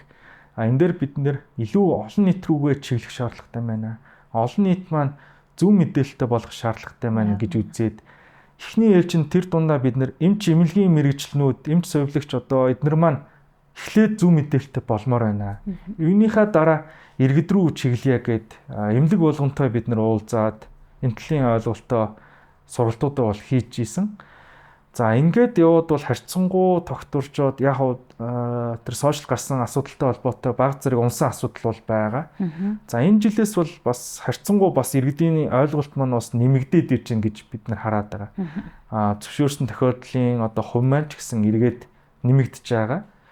За одоо бол түрүү жил гараагүй өнгөрсөн одоо 24 оны 7 сараас хойш гараагүй одоо энэ гараагүй гэдэг нь нөгөө зөвшөөрөхгүй байгаад байгаа. Хэдий тархины хүртэл тодорхойлох баг нь донороо илрүүлж байгаа хэдий ч гэсэн нөгөө зөвшөөрөхгүй маань бас байдаг. Гэрүүлүүд маань татгалзаж байгаа асуудал маш байсан. Тэгээ энэ жилээс бол бид 2 гэр бүлээс амжилттай зөвшөөрөл аваад 4 хүнд бүр 2 хүнд элэг шилжүүн суулгах эмчилгээг амжилттай хийчихэд байгаа. Энийг бол бид нар бас амжилт гэж хараад байгаа. Тэгээ цаашдаа бол иргэдийн дунд маань ойлголт маань бас зөв болно. Төдий хэмжээний нөгөө монгол хүнийхээ амь насыг аврах юм боломж л нэгтэндээ. Та түрүү нөгөө диализны аппаратанд ордог хүмүүс гэж ярьжсэн. Энэ аюу олон хүмүүс илэрч тээ. Тэгэхээр тэр хүмүүсийн одоо өдөр тутмын амьдрал чинь бараг 4-5 цаг диализ хийлгээд байна шүү дээ тээ. Зарим бүр 12 цаг гэж сонссон зүг бах тээ. Бүр ажиллагаагүй болсон гэд. Тэгэхээр тэд нар одоо ажил хийх чадахгүй, аялж чаддгүй, гэр бүлдээ ер нь хэрхэн нөлөөлдөг вэ тээ? Энэ тал дээр бол одоо бид нэр эх жил нэг судалгааны ажил эхлүүлэх гэдэг. Яг энэ элэг болон одоо бөөр шилжүүн суулгахын хүлээгч жагсаалтанд байдаг хүмүүсийн амьдралын чанар, quality of life гэдэг энэ асуудлыг бол бид нэр яг олон улсын судалгааныхын дагуу хийх гэдэг. Энэ нь бол нэлээд шаардлагатай байгаа. Тэгэхээр энэ маань нөгөө яг таны хэлсэнчлэн одоо суулгуулах болсон хүмүүс маань 7 хоногт 3 удаа диализд орж байна. Нэг удаадаа 3-4 удаа орж байна. Зарим нь хэвлийн диализд орж байна. Энэ бол бүр гэртээ байнгын тогтмол орж байгаа ч юм те. Нэгдүгürt энэ бөөрд орлуулах эмчилгээ маань Монголд бас хэр байгаа юм. Тэр дундаа энэ диализын аппарат маань бас хэр байгаа юм. Үнэхээр энэ хүмүүстэй хүрч чадж байгаа юм уу? Яг хөө энэ бол Монгол улсад хэдий нэг үеигээ бодвол энэ даатгалд орсон. Улсаас эрүүл мэндийн даатгалаас нь санхүүжилтийг олгоод энэ асуудлыг шийдвэрлэж өгч байгаа бол маш том давуу тал болсон. Иргэдийн ачаанаас бол маш том хөнгөлт өгч чадсан байна. Харамсалтай нь бид нэр өмнө шийдэжсэн асуудлаа нөгөө даатгалын санхүүжилт хэмнэлт гэдэг энэ асуудлаас болоод тэр диализд ордог хүмүүсийн амьдралын чанарыг эргээд унгаад байгаа нэг асуудал байна. Энэ маань нөгөө иргэдийн дунд нэг бас нэг буруу ярианууд явдаг нь яг нөгөө нэг харамсалтайгаар нэг хүн диализын аппаратанд ордог байсан ч гэсэн харамсалтайгаар амнаас эрсдлээ гэхэд түүнийхээ оронд ингээд ордог. Ингээд ийм нэг төвхтийн асуудлууд байдаг болсон байна тийм үү? Энэ маань яг олон улсынхаа хувьд гэх юм бол эмнэлэг болгон дээр нь яг энэ дата нь байж байгаа. За ингээд дараа нь ингээд за та тийшээ орч гэдэг юм. Иргэн өөрөө диализын аппаратаа хайх биш. Цаанаас нь энэ асуудлыг зохицуулж өгөх юм боломжийг бас нээж өгөх шаардлагатай. Нөгөө талдаа энэ диализ ганц ороод энэ асуудал шийдэгдэхгүй. Тэр хүмүүс маань энэ хугацаанд байнгын эм тариа хэрэглэн, гам дэглэмээ байнгын баримталж явах шаардлагатай, шинжилгээ байнгын өгж явах шаардлагатай байдаг. Өмнө нь даатгалаас шийдэгдээд байж идэг асуудал маань одоо энэ даатгалаас шийдэгдэх болцсон. Иргэн өөрөө карманаасаа гаргаж байгаа энэ төвхтэй байдал руу орцсон. Тэр хүмүүс маань нэгдүгürt группт байдаг. группт байдаг учраас тэр хүмүүс маань одоо ямар нэгэн ажил хөдөлмөр хийлээч гэсэн бүрэн сайн хийж чадахгүй болсон байна. Энэ гэр бүлийг дагаад 1-2 хүн хамгийн багадаа 1-2 хүн тэр хүнийг асрах ч гэдэг юм уу, тойглох. Ингээд тэр хүний бас гэр бүлийн эдийн засгийн асуудал энэ дэр хүртэл яригдахаар байгаа. Тэгээ энийг яг бид нар эх жил гэхэд нэг олон улсын судалгааны хэмжээнд хүргэцэнд нэг судалгаа гаргаад шийдвэр гаргачдгийг л нэг бодлогын төвшөнд яриадаа л гэд ярих гэдэг юм да. Та тэгэхээр энэ хугацаанд бол олон хүний түүхтэй нүүр тулж исэн бах тий. Тэгэхээр танаас одоо сэтгэлд хамгийн их үлдсэн шинэ эргэтэн аваад тий үнэхээр дахин амьдрал эхэлсэн мэт одоо тэгж болсон хүний тухай бас хуваалцаж болох тий. Одоо бас амьдралын чанар нь айгуу дэвшилж явж байгаа шүү дээ тий. Тий, надад тий энэ кейсүүд бол тохиолдлууд бол маш их байдаг. Бид нар нэг баримталдаг зарчим нь нөгөө түрүүний хэлсэн нөгөө олон улсын зарчмынхаа дагуу нэг асуудал нь нөгөө талд нөгөө амьгүй буюу тэрхний хөлд ингээд зөвшөөрсөн гэр бүл байгаа шүү дээ. За нэг талдаа энэ эмчлүүлэгч буюу энэ реципиентийн эмчлүүлэгч одоо хүлээн авч байгаа гэр бүлүүд маань байна. Энэ хоёр гэр бүлийг бид нар хооронд нь уулзуулахгүй байх энэ зарчмыг баримталдаг. Яагаад тэгэхээр анхнаасаа энэ гэр бүлийг уулзуулахгүй байж гэмээр цаашдаа бид нар тэр гэр бүлүүдийг тэгнэ гэж хэлж байгаа биш ч гэсэн амьдрал бол баялаг иймэрхүү кейс гарах магадaltaа гэж үзээд тэр гэр бүлийг яг барьцаалдаг асуудлууд байд юм байна. Та одоо манай аавын буйнаар амьдарч байгаа үсттэй тэдэн төгрөг өг, эдэн төгрөг өг иймэрхүү байдаг учраас энэ маань цэвэр нөгөө сайн дурын үндсэн дээр ингээд зөвшөөрлөө гаргаж байгаа ч ямар нэгэн одоо ашиг сонирхлын зөрчилгүй тэр гэр бүл маань зөвшөөрлөгөө мөнгө төгрөг авахгүй, нөгөө талд мөнгө төгрөг өгөхгүй, бид нар ч гэсэн мөнгө төгрөг авахгүй ийм л байх хэвээр үйл ажиллагаа байдаг. Энийгээ ч гэсэн баримталж ажилладаг. Тийм учраас энэ гэр бүлүүд ерөөсөө уулзуулдаггүй байгаа юм. Тэгэхээр энэ тал дээр яг бид нар сэтгэл тоногсон кейсүүд бол маш их байдаг л да. Нөгөө талдаа амьгүй донорын харамсалтай бас тохиолдлууд ч гэсэн байдаг тий.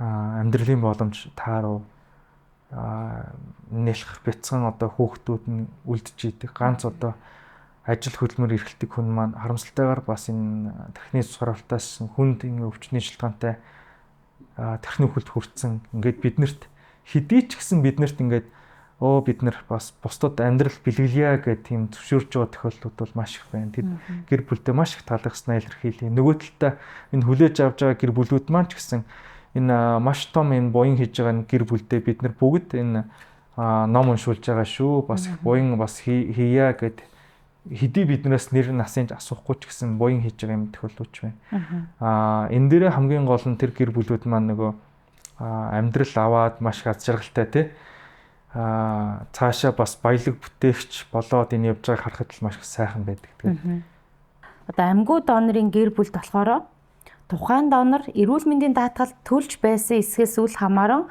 хөдөлмөрийн өсний доод хэмжээг 10 дахин нэмэгдүүлсэнтэй тэнцэх хэмжээний оршуулгын тэтгэмж эрүүл мэндийн дэмжих сангаас олгох боломж бүрдэнэ гэсэн мэн тий. Тэгэхээр энэ одоо л олгогдоогүй байгаа гэсэн үг үү? Тий. Энэ асуудал бол 18 онд хууль шинжлэгдэн батлагдахтай л эхлээд яригдчихсэн асуудал. Яагаад тэгэхээр манай алба байгууллагуудад гэр бүлтэй ингээ уулзаад явхад бол нэгдүгээр амьдралын боломж тааруулж гэдэг юм уу, иймэрхүү гэр бүлүүд маш их байдаг. Гэхдээ тэр гэр бүлүүдээр бид нар хэдий ингээд эдийн засгийн хувьд ямар ч тусламж үйлчлэг үзүүлэх боломжгүй.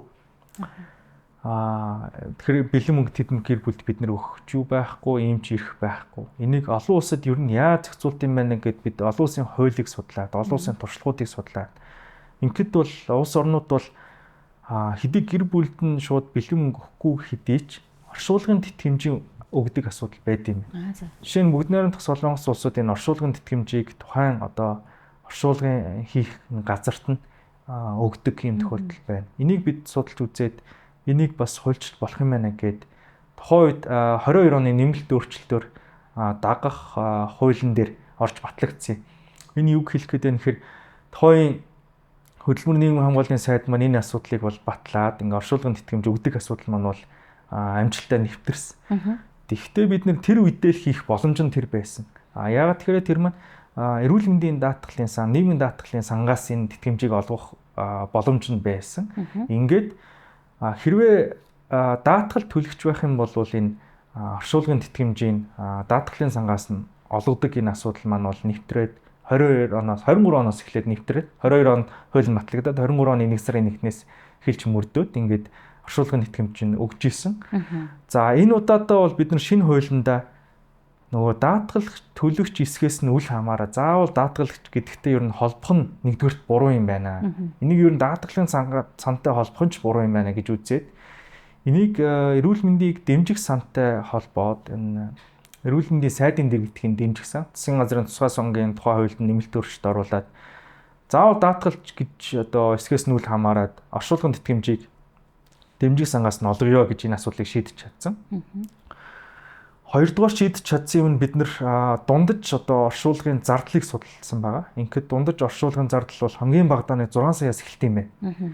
Энэ цаашдаа ч гэсэн инфляц дөртөөд нэмэгдэх хандлагатай байгаа. Тэгэхээр бид нэр энийг хөдөлмөрийн хөлсний доод хэмжээтэй уялдуулбал бас зүгээр юм байна гэдэг олон улсын туршлагыг үзээд ингээ хөдөлмөрийн хөлсний доод хэмжээг 10 дахин нэмэгдүүлсэнтэй тэнцэх хэмжээний оршуулгын тэтгэмжийг өгөө гэдэг энэ хуулийг бол баталж чадсан байгаа. Тэгэхээр одоо бол нэг 792 мянга гэхээр 10 дахин гэхээр 7 сая 900 орчим 8 сая орчим төгрөгийг шийдэж чадсан. Тэгэхээр тэр гэр бүл маань ч гэсэн те сэтгэл амар бас үнэхээр буян хийсэн гэдгээ бас мэдрээд ингээд оршуулгын ч гэсэн ямар нэгэн одоо эдийн засгийн ингээд юунаас нь үл хамааран сэтгэл амар нэг оршуулгын одоо ёслоо хийх энэ боломжийг бүрдүүлж чадсан. Тэрнээс биш бид нар гэр бүлд нь шууд бэлэн мөнгө өгөхгүй. Энэ бол ямар ч боломжгүй нөгөө хүний 8 эрхний 8 хүндх асуудал учраас бид энийг бол зориудаар хийхгүй байх ёстой. Харин энэ оршуулгын тэтгэмжийг бол энэ өгөх боломжтой байна гэж үзээ шийдсэн байна.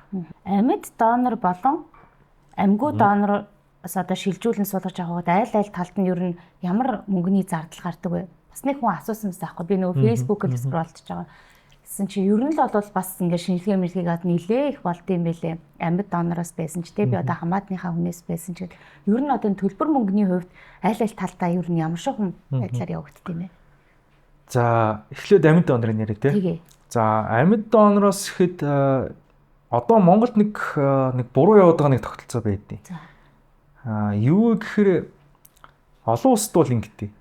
Эхлээд эргэтэн шилжүүлэн суулгуулах одоо шаардлагатай болсон илгэний одоо хавдар мавдар онцлогдоод ингээд та одоо илгэс солиулах шаардлагатай байна гэдээ мэдээгээ сонслоо тийм үү. Ингээд олон улсад бол энэ за та энэ хүлээгч хязгаарлалтанд бүртгүүлээ та тэдний хэмжээний хугацаанд хүлээгээд энэ амьгүй донороос орох боломжтой гэдэг ингээд амьгүй донороос бол төрүүлж оруулдаг. Үнэхээр тухайн хүн маань амь нас нэрсдэх гээд байгаа. За та нэг 2 сарын настай байна шүү гэдэг харамсалтай мэдээ сонсоод энэ тохиолдолд нөгөө хүлээгч хязгаарлалтанд хүлээх боломжгүй байсан тохиолдолд энэ гэр бүлийн гишүүдээс нь одоо амьд донор сонгоод ингээд шилжүүлэн суулгадаг энэ тогтолцоо байдаг. Энэ нийт эргэтэн шилжүүлэн суулгуулалтын 90% нь амьгүй донороос, үлдсэн 10% нь амьд донороос хийгддэг олон улсын тогтолцоо нь. Харамсалтай нь Монгол улс маань эсрэг тогтолцоо явуулдаг байгаа. Одоо Монголд бол нийт эргэтэн шилжүүлэн суулгалтын 90% нь амьд донороос, үлдсэн 10% нь амьгүй донороос хийж байгаа. Ийм буруу тогтолцоо байдаг. Тэгэхээр энэ нөгөө олон улстай амьгүй донороос одоо үйл ажиллагааг одоо олон нийтэд таниулан сурчлаад энэ үйл ажиллагаагаа л дэмжиж явуулаа. Амьд донор бол энэ үйл ажиллагааг олон улс бол төдийлөн дэмжихгүй гэдэг ийм байр суурьтай байдаг.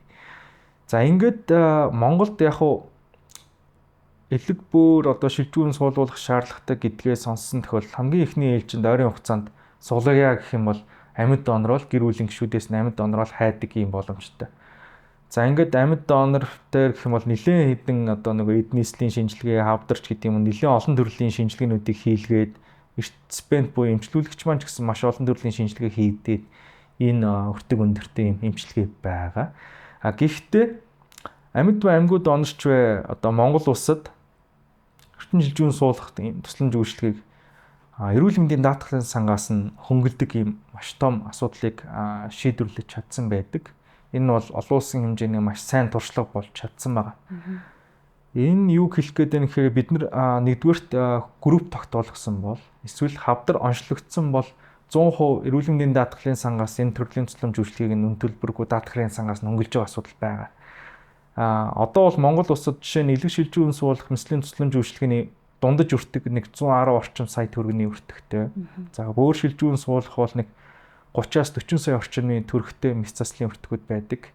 Ингээд хэрвээ группийн интер байх юм бол 100% даатгалаас нь төлдөг. Хэрвээ ажил хөдөлмөр эрхэлдэг, нийгмийн даатгал интер төлдөг, ямар нэгэн групп хавдарт байдаггүй байх юм бол тодорхой хэмжээний хамтын төлбөр гэж төлдөг. Энэ ойролцоогоор нэг 5 хүртэлх орчим сая төгрөгийг иргэн өөрөө төлөөд ингээд шилжүүн суулгадаг байгаа.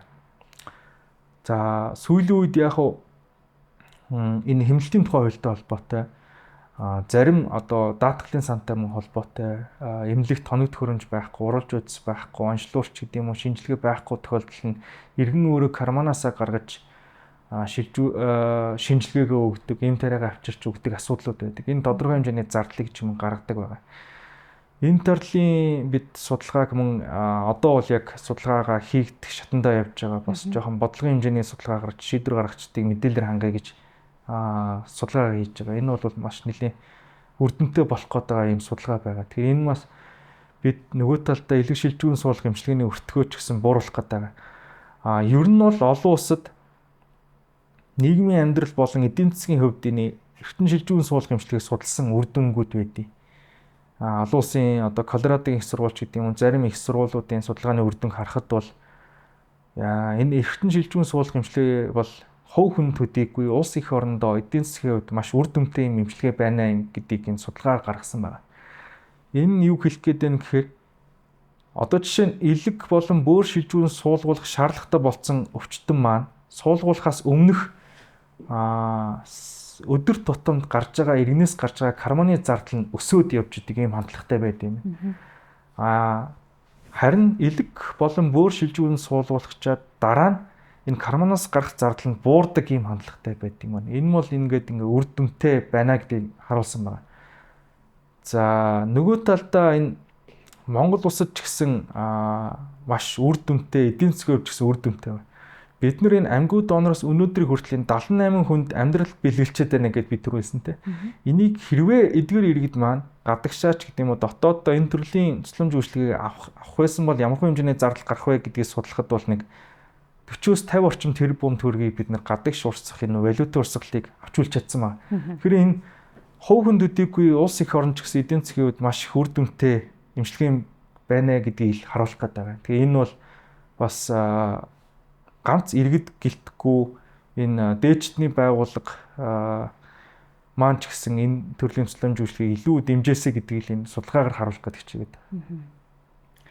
Тэгэхээр одоо за яг хоо ингээд шилжүүлэн суулгасны дараа бол нөгөө хүн маань бол насан туршдаа баг нэг юм уудаг болдог тий бас л байнгын эмнэлгийн хяналтанд явна. Одоо энэ жаарста хэрвээ хүргэн бэрээсээ ч юм уу хүү охноосоо ч юм уу авцсан байх юм бол бас нөгөө тал нь болохоор ямар эмчилгээ ер нь эрүүл мэндийн ямар тусламжуудыг авдаг бас байнгын тийм хяналттай байдгүй. Одоо нөгөө юу яадаг штэ хин нэгэнд нь нэг гэр бүлээс ямар нэгэн одоо эд эрхтэн хэрэгтэй боллоо гингүүд одоо 7-8 хүүхэдтэй байх юм бол нөгөө эдээс одоо хэнийг нь нөхвэ хит хитэн таарчлаа гээл за нэг нь нөхөр болдог те хэрвээ нэг охин нөхөр болох юм бол нөгөө нөхөр нь хойно бас тэр айл чинь байж л байдаг те чи үр хүүхдээ бодохгүй байх чи инглээ гээл те тэгээд дараа нь тэр хүний амьдралын чанарт нөлөөлөх те тэр хүний бас яг нөгөө насан богиносох ч гэдэг юм уу тийм юм байх уу? Тийм тэгэлгүй байх уу? Байдаг. Бас нэлээд гэр бүлийнхаа өмнөөс өөрийгөө зөөлөж байгаа шүү дээ. Тийм энэ бол амьд донорууд бол маш том шийдвэрийг гаргаж ингээд амьдрал биелгэдэг ийм буянтай мундаг баатар ийм хүмүүс байгаа. Би түрүү хэлсэн олон улстай ийм шалтгааны улмаас л нөгөө амьгуу донорынхаа эмчилгээг л хөгжүүлээ, амьд донороо багасгаа гэдэг л ийм учиртай. Тэгэхээр хэдий тэр амьд донор маань том шийдвэр гаргаад зөвшөөрөөд ингээд ч гэсэн тодорхой хэмжээний тэр хүний санхүү болон эдийн засгийн хувьд нөгөө талдаа амьдралын чанарын хувьд бага зэрэг буурдаг. Тодорхой хугацааны турш тэр хүмүүс маань хөдөлмөрийн чадвар төр алдалтаа тогтоолгоод гүрвт оржоод ингээд цаашдаа ажил хөдөлмөрөөр эхэлдэг. Энэ төрлийн мөн судалгааг бид хийсэн байдаг. Манай хавдар судлалын эмч маань хийгээд тодорхой хэмжээний хугацаанд энэ амьдралын чанар нь буураад цаашаа юм өсөх хандлагатай байна гэж судалгааны үр дүн харуулсан байна. Олон улсын ч гэсэн ижил ийм судалгааны үр дүн байгаа. Тэгэхээр энэ буурж байгаа энэ үеийг л бид байхгүй болгох ч гэдэг юм уу нөгөө амьгуу донорол эмчилгээндээ одоо оруулах шиг юм шаардлагатайг л харуулдаг байна. Тэгэхээр нөгөө хэдий нэг бөөрөө ч гэдэг юм уу тал илгээж өгсөн ч гэсэн 100% одоо тэр өмнөх амьдрал шигэ байтлаа бас нэлээд урт хугацаа шаарддаг. Ийм учраас тэр гэр бүл маань энэ урт хугацаанд ажил хөдөлмөрөө зарим нь эрхлэх боломжгүй хийлэг гэхэд хөнгөн ажил хийх боломжтой ч гэдэг юм уу. Үүнээсээ шалтгаалаад эдийн засгийн хувьд хүнд нөхцөл байдаг хүрнэ. энэ хүнд нөхцөл байдлаас шалтгаалаад нөгөө эргээд суулгасан хүмүүсээ асуудалд оруулж эхэлдэг. Би яг ийм байна. Одоо яах вэ? Та надад мөнгө өгөх юм уу яах? Энэ бол нүггүй л ярихгүй төвхтэй асуудал. Ийм учраас л нөгөө амьгууд донорынхоо л имчилгээг хөгжүүлээч л гэж байгаа юм. Бид нар бол эрүүл мэндийн яам, эрүүл мэндийн даатгал энэ төр маань амьд донороо бас огт хайчаагүй. Энэ хүмүүсийг тодорхой хэмжээнд эрүүл мэндийн байнгын харж хандж явах ёстой. Эртний шилжүүн суулгуулсан энэ эрүүл мэндийн байгууллагч гэсэн амьд донортой жилд нэг удаа үзлэг шинжилгээнд байнгын хамруулдаг, тогтмол хяналтанд оруулдаг. Энэ нэгэнт одоо бусдын амь насыг аварсан энэ хүнийгээ бид амь насын эрсдүүлэхгүй байх маш том үүрэг хариуцлагатай болцдог эрүүл мэндийн байгууллага маань. Энэ юу хэлэх гээд байна гэхээр нэг хүний амь насыг аврах гад нөгөө хүний амь насыг нь эрсживэл энэ асуудал маш том асуудал болж хувирдаг олон улстай. Тийм ч учраас энэ амьд донорын маань амь насыг бас байнгын харж хандж ийм шаардлагатай болцдог байгаа. Тэгэхээр энэ хүмүүсийг бид байнгын харж ханддаг. Нөгөө талдаа бид 22 онд нэг хуулинд өөрчлөлт оруулсан. Энэ амьд доноруудыг үнэхээр та донор болсон байна гэд донор болсноос хойш 5 жилийн хугацаанд жилд нэг удаа аршаан соёлд үн төлбөргүй хамруулахын журмыг батлуулж чадсан байна. Үн төлбөргүй гэдэг нь эрүүл мэндийн даатгалын сангааслан хөнгөлүүлэх гэдэг ийм асуудал байна. Тэгэхээр энэ хүмүүс маань бас тодорхой хэмжээний амьдралын чанарыг нэмэгдүүлэх үүднээс аршаан соёлхон амраадаг байх. Одоо болохоор хүмүүсийн хамгийн их эргэлздэг бас нэг сэдв рүү оръё. Энэ юу гэхээр монголчууд ч нэлээд шашинлаг тий уламжилт ёс зүйн асуудалтай тий монголчуудын хувьд бол энэ зөвхөн эмнэлгийн асуудал бишээд юм шиг байгаа шашин бол тий. Тэгэхээр монголчуудын дунд нэг ойлголт байна. Нас барсан хүний бие бүтэн байх ёстой гэдэг тий.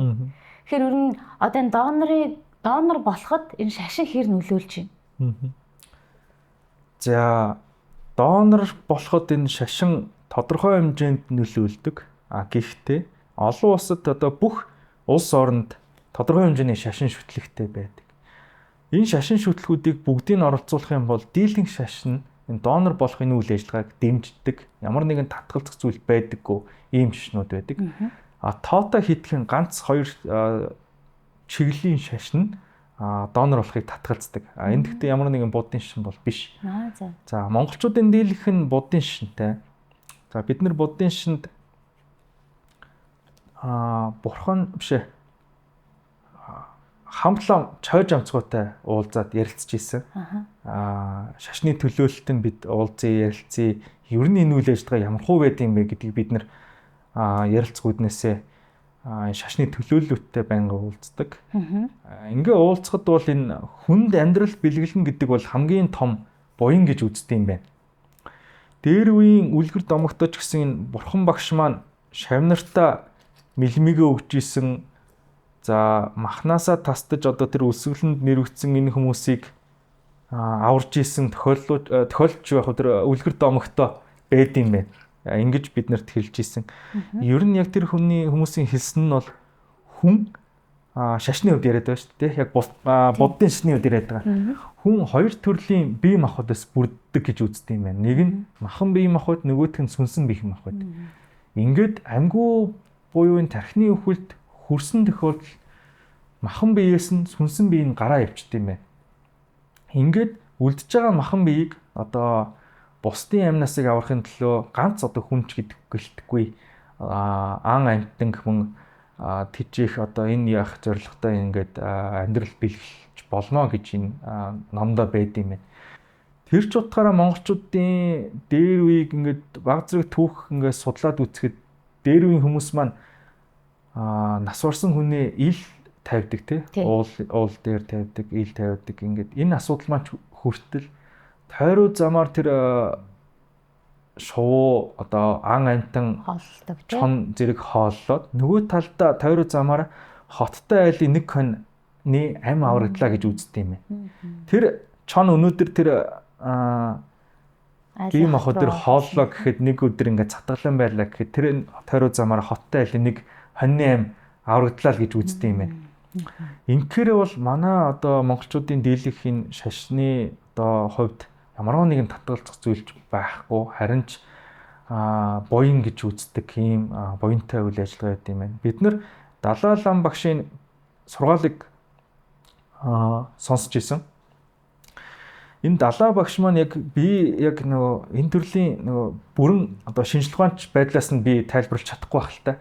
Гэхдээ энэ яг миний ойлгосноор бол энэ хүн төрлөختний одоо хүн болж төрсний хамгийн том одоо үйл ажиллагаа бол энэ хүнд амьдрал бэлгэлэх гэж л номлод юм байна. Тэгэхээр энэ хүнд амьдрал бэлгэлнэ гэдэг бол хамгийн том буян л гэж хэлэх гээд байгаа санаа нь. Яг хөө бид нэр 18 онд байгуулагдаад өнөөдөр хүртэл гэр бүлтэй уулзаад зөвшөөржсэн тохиолдлууд маш их байна, татгалзажсэн тохиолдлууд ч гэсэн маш их байдаг. Ховчлох юм бол нэг одоо бол нэг 45 орчим хувь нь зөвшөөрсөн. За үлдсэн хувь нь татгалзажсэн, хувьд ховчлох юм бол ийм байдаг. Ингээд бид нэр татгалзсан энэ шалтгаануудыг авч судалж үзээд судалгаа хийхэд бол дийлэнх шалтгаан нь яг энэ шашин гэхэд арай биш. За. Бас нэг хувь хүний үзэл бодол. Тэр дундаа мухарсгийн шин чанартай байх гэдэг. Энийг бид нар яг энэ шашны төлөөлөлтөд уулзахад энэ хөврний дан ганц эрчим шилжүүлэн суулгах асуудал биш л те. Энэ эмнэлгийн тусламж үйлчилгээнд эмнэлэгт нас барлаа гэсэн тохиолдолд гэр бүл болгон мэс хүрэхгүйгээр нутаглуулна гэдэг ийм нэг хүслээ шалтгаалаад ямар нэгэн төр задлан шийдвэрлэгэнд хийлгэхгүй гэж бид нэр хүслээ тавьдаг. Ингээ явхад бол энэ бид нар энэ татгалзаж байгаа дийлэнх шалтгаан энэ мэс хүрэхгүй нутаглуулна гэж байдаг. Энэ бол яг шашны талын хувьд биш юм байна лээ. Энэ яг нэг мухарсгийн шин чанартай байх гэдэг ийм сул талтай.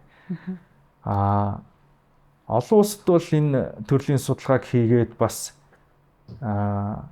шашны төлөөлөлттэй уулзаад шашны байгууллагуудын тэр нөгөө ламхаа нар гэж ярьдаг те. Бяцхан одоо сурж байгаа хүүхдүүдтэй орчуулзаад, оюутнуудтай уулзаад, ярилцаад ингээд сургалт судалгааны ажлуудаа хийгээд үргэлжлүүлээ явдаг. Энэ ч үднээсээ бид нэр гандан тэгчлэн хийдийн энэ сургуультай ч гэсэн хэд хэдэн удаагийн сургалтуудыг зохион байгуулж исэн асуудлууд байна. Нөгөө талдаа энэ ганц лам буддын шашинтай биш зурхаач гэдэг хүмүүстэй бид нар уулзах шаардлагатай байдаг юм байна. Энэ зурхаач гэдэг хүмүүс маань талигаачийн одоо алтан харьцгийг нээдэг тийм үү. За ингээд яг мэс хүрэхгүй нутаглуулна ч гэдэг юм уу, зарим бүтнээр нь оршуулах шаардлагатай ч гэдэг юм уу. Энэ асуудлыг бас хэлдэг хүмүүс юм байна л та. Тэгээ энэ хүмүүстэй бид нар бас энэ уулзаад ярилцаад бас энэ асуудлыг хүндэх шаардлагатай байгаа. Тэгэхээр энэтэй холбоотой бид нар хэд хэдэн хилцүүлгийг хийгсэн гэсэн тэд дээрээ бол ямар нэг эсрүүцэх зүйл байдаггүй. Энэ бол бас нэг яг нэг хувь хүний үзэл бодолтой л бас шалтгаалаад байдаг юм асуудал бол байд юм байна. Хүн нас орсныхаа дараа үлдээж болох хамгийн том өв та юу гэж боддог вэ? Тэ бид нар бас их ярьдэн шүү дээ. Яг нь миний үзэл бодол тоо. Хүмүүс маань ч гэсэн ярьдаг. Хэдий та эд хөрөнгө баялаг бүтээгээд хурааж байгаа хэдий ч гэсэн нэгэнт одоо төрхөн үнэн бол явах нь үнэн гэж ярьдаг те. Энэ ч үднээсээ нэгэнт л төрхтэй хүн ялгаагүй л нүцгэн биеэрээ төрж байгаа. Явхтаа ч гэсэн нүцгэн биеэрээ л явна. Тэр эд хөрөнгийг биедээ шингэн тэд эд хөрөнгийг биедээ авч үлдэж нөгөө ертөнц рүү ямар ч явах боломж байхгүй тийм үү? Энэ ч үднээсээ энэ үлдэж байгаа энэ бие бусдад амьдрал биелгэлийч одоо нэгэнт яг би шууд хэлчихэж байгаа л шүү. Энэ гэхдээ жоохон олон нийт маань жоохон дургуутч хүлээж авч магадгүй. За нэгэнт ингээд шороонд булагдаад ялзраад ингээд одоо хөрсөндөө шингэн. Нэг бол галж дагдаад үнс нуран болоод байгаль дэлхийдээ хаягдана. Нэгэнт ийм тохиолдол ингээд бусдын амнасыг бусдад амьдрал бэлгэх юм боломжтой байгаа энэ үе дээрээ л бусдад амьдрал бэлгэлье л гэдэг ийм хүсэл зорилготой байдیں۔ Тэгэхээр энэ маань бас нөгөө монголчуудаас бид нар ярьдэн шүү дээ. Илэг нийт монголчууд, цөөхөн монголчууд гэж ярьдник. Бид нар бие биендээ л амьдрал бэлгэлэн төдийн хэмжээний маш олон баялаг бүтээгчийг нэмэн. Төдийн хэмжээний Монгол улс маань их хүнтэй болон төдийн хэмжээний л Монгол улс маань хүчрэхэй гэж байна. Ингэж л ийм бодолтой явдیں۔ Тэгээд энэ үйл ажиллагааны төлөөл бас энэ эрчим шилжүүн суулгах үйл ажиллагааг аваа нэг олон улсынхаа жишгт нийцүүлээл нийцүүлчихэл гэдэг хүсэл зорилготой л явж ажилладаг да. Одоо хоёлаа эргээд хууль руу гарыг. Бас энэ чи ирээдүйн шүү дээ тий. Тэгэхээр сүүлийн жилүүдэд одоо энэ эрхтэн шилжүүлэн суулгах тогтолцоотой холбоотой хууль эрх зүйн томоохон өөрчлөлтүүд гарсан. Сая бас 5 сард батлагдлаа тий. Эдис эрхтэн шилжүүлэх тухай хууль мөн Цусны донорын тухай хууль тий. Тэгэхээр энэ шинэ хууль батлагдсанаар ер нь бодит амьдрал дээр ямар өөрчлөлтүүд гарах вэ? Тий. Донорын тухай хууль анх 2000 онд батлагдчихсэн. Тухайн үедээ бол яг цусны донорын харилцааг зохицуулж ирсэн. Одоо ингээд бид нар иргэд эмч нартай уулзаад явхад донор гэж юу юм бэ гэхэд хамгийн их ойлгосон юм нөгөө цусны донорын үйл ажиллагаагаар ойлгодог. Энэ маань бол нөгөө Монголын улаан загвал маань нийгэмлэг холбогдох газрууд маань маш сайн ажилласны л үр дүн байгаа. Энэ мэтчил манай эрхтний донор буюу эрхтэн шилжүүлэн суулгах үйл ажиллагаа олон нийт рүү сайн чиглэх ёстой байгаа. Тэгэхээр 2018 оноос эхлээд 2012 оноос эхлээд эрхтэн шилжүүлэн суулгах харилцаа энэ хуулинд оруулж ирээд 2018 оноос эхлээд амьгүй донорын харилцаа зохицуулагдаж энэ хуулиар зохицуулагдаж явсан. За ингээд хууль хэрэгжүүлж явах явцад энэ цусны донор болон эрхний донор нэг хуулиар зохицуулах боломжгүй байна гэж үзээд хүн цусаа бэлэглэнэ гэдэг бол энэ үйл ажиллагааг алдаршуулж болно, хүндэд тэмдэг өгч болно, бусдад сурчилж болдог юм үйл ажиллагаа бол нөгөө талдаа эрхний донор бол нөгөө сайн дурын ямар нэгэн өглөг авлаггүй байх ёстой гэсэн учраас тэр хүнд одоо донор боллоо гэд тэмдэг энэ төр өгөх ямар ч боломжгүй, мөнгө төгрөг энэ төр ямар ч шийдэх боломжгүй учраас энэ хоёр харилцаа зохицуулах боломжгүй байна гэд 2022 оноос эхлээд бие даасан хуультай болох шаардлагатай байна гэж сая 5 сарын 8-нд бид эрхтэн эдийн шилжүүлэн суулгах тухай баталж чадсан байгаа. За энэ анхдагч бие даасан хууль маань бол нэлээд олон улсын жишгт нийцсэн хууль болж чадсан гэж бид нар харж байгаа. Тэгээ би түрүүн хэлсэн нэгдүгürt насны доод хязгаарын асуудлууд байна. Дараа нь энэ донорын картын асуудлууд маань шийдвэрлэгдсэн байна. Хөргөн мөрийн асуудал маань олж чадсан байна. Нөгөө талдаа бид дан ганц эрхтэн шилжүүлэн суулгах эмчилгээг бид ярихгүй.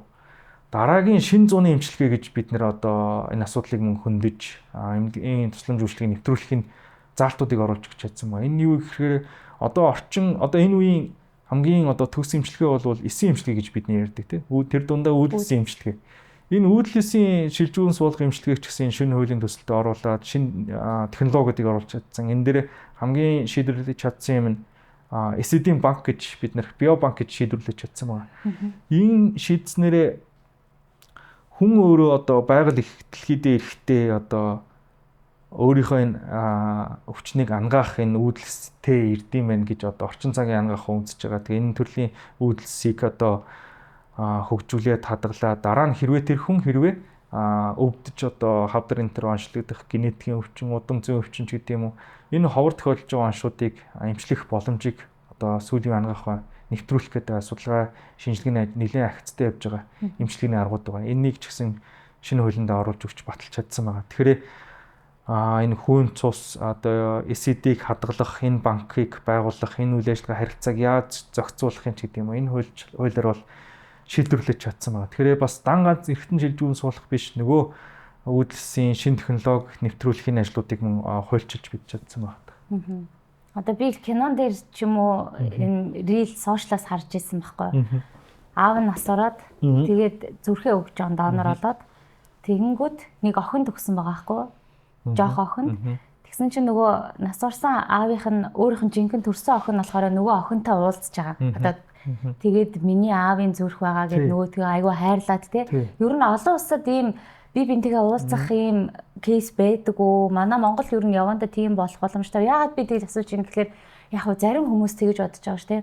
Амар хайртай хүнээ үүрд мөнх алдахыг хүсдэггүй те. Ямар нэг юм байгаасай. Одоо ингээл зүгээр явж байхдаа өөртөө ингээл хойноос нь хараад одоо нас орсон байхад те. Энэ бараг адилхан байгаасай, энэ байгаасай гэж айгүй хүсдэг те. Тэрнтэй адилхан одоо хэрвээ миний аав ч юм уу ээжийн зүрх тэр хүнд байх юм бол буцаад ингээ хамтдаа байгаа ч юм чиг тэр мэдрэмжийг авдаг тийм боломж болцоо ер нь олон улсад байд юм болов? Тий. Монголд бол одоогор бол байхгүй байгаа тий метр үйлцэн. Олон улсад байгаа улс орнууд байдаг. Гэхдээ энэ улс орнуудын нэгдүгürt эдийн засгийн түвшин одоо хөгжил өндөр. Эрүүл мэндийн боловсрал өндөр. Тэр дундаа иргэдийн этикийн ёс зүйн асуудлууд маш өндөр хүмүүс байдаг учраас энэ одоо бие биентэй уулзах асуудал бол ярихад бол нөгөө мөнгө төргийн асуудал ярихдаггүй байна гэж үзээд бас нэвтрүүлсэн улс орнууд байдаг. Дөнгөж хөгжиж байгаа улс орон ялангуяа нэг дотоодын нийт бүтээгдэхүүнтэй л уучаад байд. Дотоодын нийт бүтээгдэхүүн тэр дундаа тухайн улсын эрүүл мэндтэй зарцуулж байгаа зардлын хувьтай л одоо жишээд ядаж олон улсынхаа хамгийн доод жишгтэй хүрсэн юм уу гэдгийг жишээд энэ одоо үйл ажиллагаа зохицуулах боломжтой байна уу гэдгийг харж байгаа. Тэгэхээр Монголд одоо харах нэвтрүүлэх боломж байхгүй. Олон улсад яг дийлэнх улс орнууд нь ч гэсэн ялгаагүй бие биентэй нь уулзахгүй байдаг л та. Гэхдээ бид нөгөө олон нийтэд зөв мэдээлэл өгөх үүднээсээ бас олон нийтэд энэ үйл ажиллагаа зөв сурчлах үүднээсээ л иймэрхүү контентуудыг бол хийдэг байгаа. Би түрүүс кино учраас уран сайхны кино учраас баг зэрэг найруулагчийн талын өөрийн одоо үзэл бодлын арай илүү иргэдэд одоо яаж хүрвэл эрэг байх вэ гэдгийг л одоо харуулж хичээсэн иймэрхүү бүтээлүүд байгаа л та. Таны үзсэн кино бол тийм маш сайхан одоо heart to heart илүү нэг тийм нэртэй кино хаа. Нөгөө талдаа бид нэг саяхан хэдхэн жилийн өмнө Last Christmas гэдэг нэг кино гарч ирсэн да, нэг Америкийн кино. Хэрвээ санаж ивэл нэг киноны бүтэн турш нэг эрэгтэй эмэгтэй хүмүүсийн романс гараад хайр дурлалын асуудал гараад хамгийн сүүлд нь явсан чинь нөгөө эрэгтэй налуу болцдог. Эмэгтэйнгийн тухай алдчихдаг. Яасан гэсэн тэр залуу нь амьгуу донор болоод зүрхийн тэр эмэгтэйд шилжүүн суулгасан юм байна. Тэгээ яг нөгөө зүрхийн ингээд автсан гэдэг нь тэр хүнийхээ нөгөө сэтгэл санааг ингээд бүрэн мэдэрдэг гэж тэр кинон дээр харуулангуудаа тэр сэтгэл санаа нь яаж мэдрэх боломжтой байна ингээд сүнсээр харуулъя гэд тэр залуутайгаа ингээд романс үүсгэжсэн. Тэгэхээр иймэрхүү байдалтай яг олон нийтэд зөв мэдээлэл өгөх хэтэрхий бас киноны турш энэ эртэн шилжүүн суулгахтай ойлголтыг өгөөл хууль мөл яриад байвал ямар ч ойлгомжгүй утгагүй хинч үзэхгүй кино болчихно те. Тэрний нэр зөвл мэдээлэл өгөх юм контентууд байдаг та. Тэгэхээр ер нь чихрийн шижинтэй болон даралттай хүн донор болж болтгоо. Ер нь донор болж болохгүй заалтанд ямар заалттай хүмүүс ордог вэ? Энэ бас зөв асуудалтай. Одоогор бол бид нэр амьдгүй донортой тодорхой хэмжээний шалгуурт тавьдаг байгаа. Алба байгууллагад 18 оноос хойш өнөөдөр хүртэл бид нэг 270 орчим боломж донор илрүүлсэн. Нөгөө 23 эрүүл мэндийн байгууллагууд бид тархины хөвгөл тодорхойлох багийг байгуулан ажиллаж байгаа байхгүй. Тэгэхээр одоо бол энэ байгууллага дээр энэ мэдээлэл авч ажиллахад бол 270 орчим л боломж донор илэрсэн. Ингээд энэ донор болгон шалгуурт бас байдаг. Нөгөө илгэний БЦ вирус байхгүй, сүрээ тэмбүү, дохын халдвар байхгүй, элэг бөөрийн архаг хууч өвчин байхгүй ч гэдэг юм. Нэлийн шалгуураар нэг 70 орчим боломж донор тэнцсэн байдаг. Эдгээрээс нэг 30 хэдэн бодит донор болоод Өөрчлөлт би танаас юуг тасалжээ. Тэгэхээр нөгөө одоо сая илгэний ВЦ вирусгүй гэж тэгж штэ. Энэ зөвхөн илгэний донор дээр яригдах уу? Эсвэл бөөрнийх дээр ч яригдах уу? Тий. Яг амьгүй донор дээр нь яг юугаар нь ярьж байгаа. Том зургаар нь амьгүй донор дээр л яг тавьдаг шалгуур нь байдیں۔ За. Одоо бид нэр энэ дараачийн шат руугаа орж байгаа. Энэ нь юу хэлэх гээд вэ гэхээр илгэний яг таны хэлсэнчлэн БЦ вирусыг энэ шалгуурт оруулахгүй болоод байгаа. Олон улсад бол энэ БЦ вирус, тэмбүү, сүрээ, дохын халдварыг бол оруулдаггүй. Яг тэр төрлийн нууцламж үйлчлэг нь маш сайжирсан байдаг. Нөгөө талдаа юу хэлэх гээд вэ гэхээр хэрвээ боломж донор маань Б вирустэй, С вирустэй байх юм бол нөгөө талдаа хүлээж байгаа хүмүүсийнхаа Б вирустэй хүнд нь суулгая. С вирустэй хүнд нь Б-тэй хүнд байх юм бол Б-тэй хүнд нь суулгая. С вирустэй хүнд С-тэй хүнд нь суулгая гэдэг аргууд байдаг. Монгол улсад одоо С вирусын одоо эмчилгээ гарцсан тийм энэ төрлийн анги ахуйн сайжирсан учраас энийг эмчлэх боломжтой байна гэж үздэг. За Б вирус байлаа гэхэд Б вирусын идэвхжил багтаа энэ хүнд нь одоо донор байлаа гэхэд ингээд шилжүүн суулгаач гэдэг юм. За тэмбүүийн асуудал бол бүр энэ маань эмчлэгдэх боломжтой ийм өвчин байдаг учраас энийг бид нэр эмчлэх боломжтой учраас одоо тэр хүлээж авч байгаа хүндээ бас суулгаад эмчилгээг нь хийх юм бол боломжтой байна гэдэг. Энийг одоо нөгөө шалгуураас нь гаргаж байгаа. Нэг өргөдгсөн шалгуур, хасагдах шалгуур гэдэг нэг арай өөр төрлийн нэг олон улсынхаа төвшөнд нийцүүлэл ингэ явж байгаа.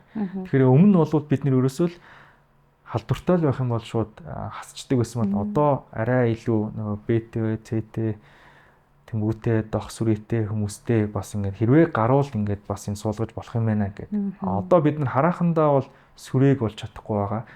Дохын халдварыг бол бид нар болж чадахгүй байгаа. Бусад төрлийн халдварыг бол бид нар суулгах боломжтой байна гэж үзээд бас хэрвээ яг одоо ингээд суулгацсан кейс алга л да.